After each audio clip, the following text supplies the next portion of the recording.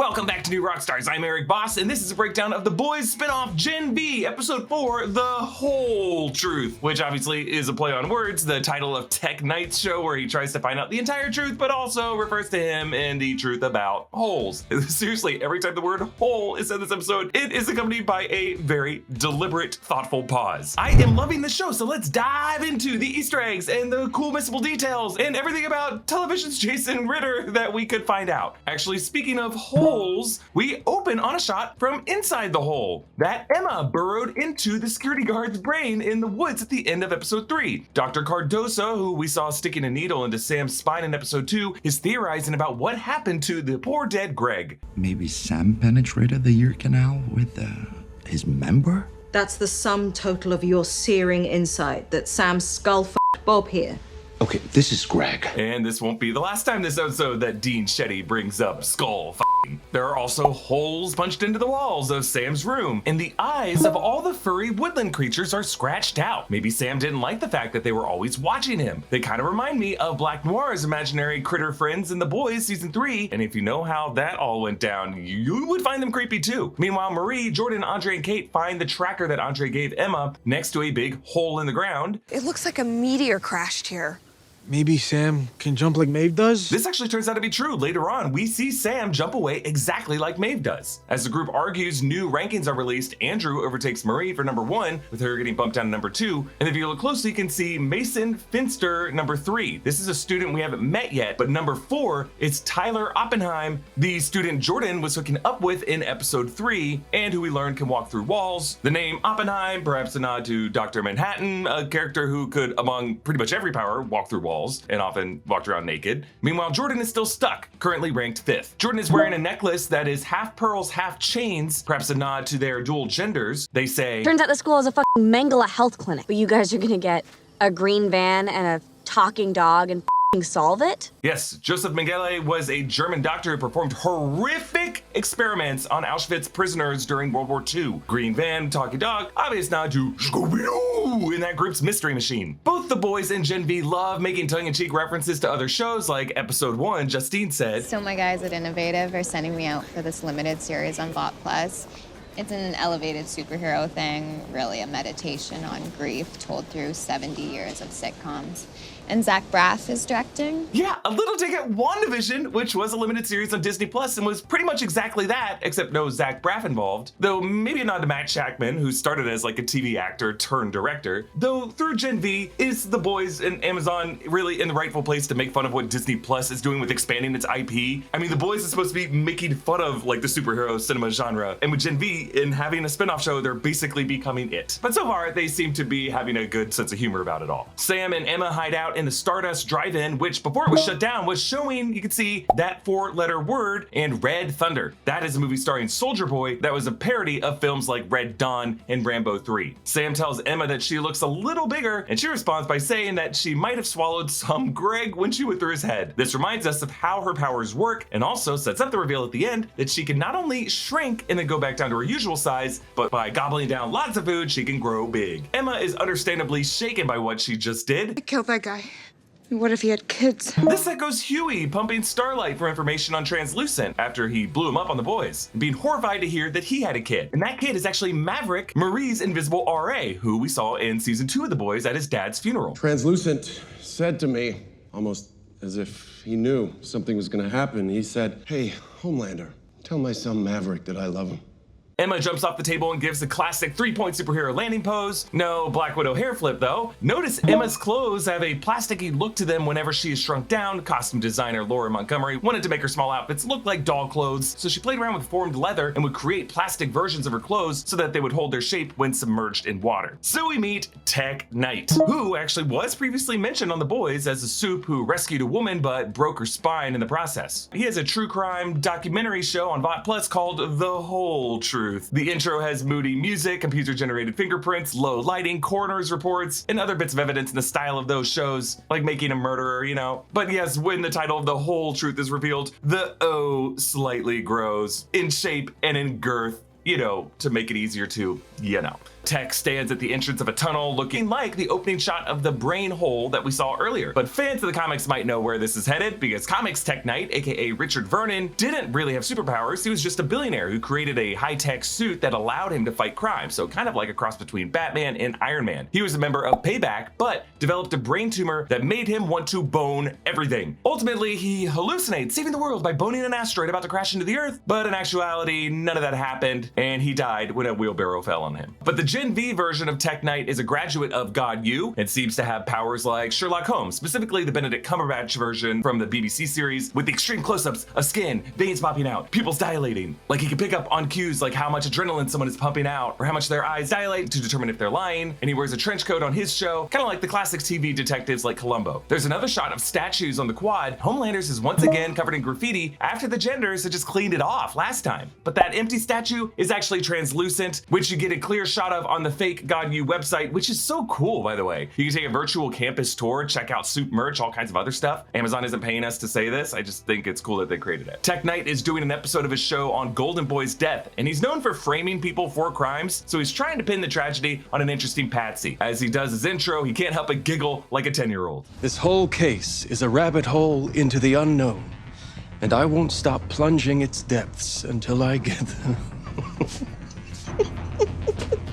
No one is happy that he's on campus, least of all Dean Shetty, who says Ironcast killed herself after being interrogated by Tek Knight. Ironcast actually made an appearance in The Boys Presents Diabolical, an animated spin-off series, though not an episode that's been deemed canon by Eric Kripke. In that episode, Ironcast is killed when the Great Wide Wonder flies through his stomach and kills him. We see Tek's powers in action. I myself have nothing to hide.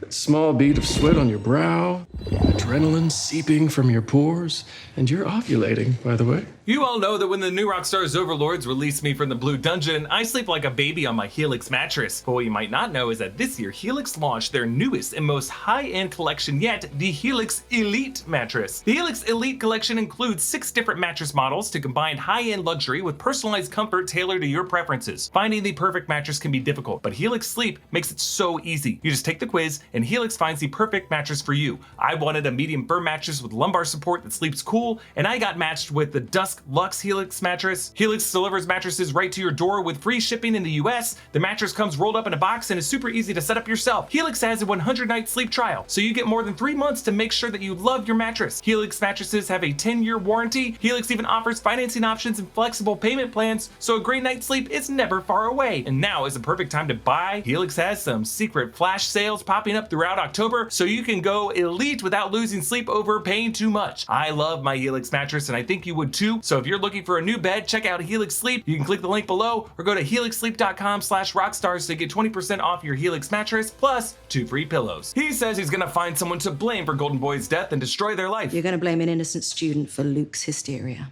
Oh, yeah. I'm gonna Johnny Depp someone so hard they're gonna want to crawl into a hole and die. Yeah, at New Rockstars, we were all kind of like debating behind the scenes what exactly this joke means. It's kind of not clear. Like, is he saying he's going to turn the public against someone else the way like Johnny Depp's legal team did against Amber Heard? But is it the other way around, saying Amber Heard made a patsy out of Johnny Depp? I don't know. I think the joke kind of works either way, but I want to know from you in the comments what you think he's referring to. Oh my God, did I just ask YouTube comments to weigh in on Johnny Depp versus Amber Heard? Oops, big mistake, probably. And notice how Tek runs his finger around the rim of a glass. If you notice, every time in this episode he finds something with an orifice or a hole, he always runs his finger around it. So Andre tells Cate that his dad knows all about the woods and says that when he was a kid, he'd watch his dad's movies to try to copy his stance. Later on, we actually see him do that same hand motion right before caving in the head of his dad's statue, which still has a crotch hole from when Andre found the tape left by Golden Boy in episode 2. Meanwhile, Rufus watches an episode of The Whole Truth about She-Hemoth, an obvious parody of She-Hulk. She appears in the boys' comics, and here she's accused of crushing her lover, which you could also look into as another possible setup of what Emma does at the end of this episode. Goes really big and threatens to crush someone she's into. Marie asks Rufus for help in finding Emma because she heard he's a psychic, but he actually uses his pheromones to essentially roofie her. Definitely a bad guy power. She wakes up in Rufus's dorm room with his dick out and with Spandau Ballet's True plane, and she discovers another aspect of her powers. She can control the blood inside someone's body, even when she can't see it. And, oh God, why does every episode of The Boys have to show this? Hey, you can say The Boys and Gen V have been trying to like reverse the long history of like female nudity and take a step beyond all the shirtless hunks the MCU has made us look at. But God, Rufus becomes another in a long line of characters in this universe to suffer horrific wiener damage. We definitely cannot show it here on YouTube, but you know, you'll never be able to unsee it. The Boys, Gen V, shows you cannot watch on your computer or your phone in public. Also, Rufus was likely still recovering from that whole Jumanji thing back in episode 2. Jumanji! Despite Dean Shetty telling him to leave the top 5 alone, Tek Knight immediately interrogates them on camera about Luke. How long have you been eating Golden Boy's girlfriend's whole?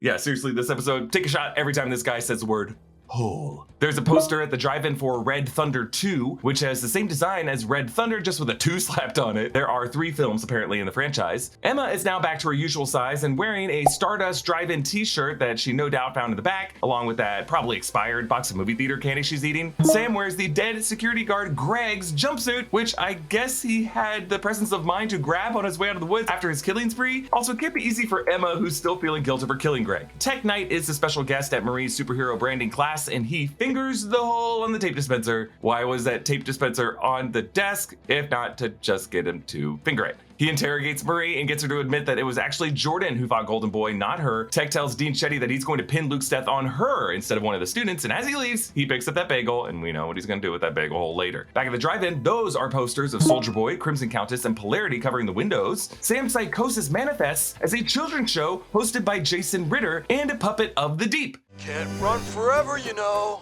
Yeah, buddy, they're gonna find you. And hurt you again.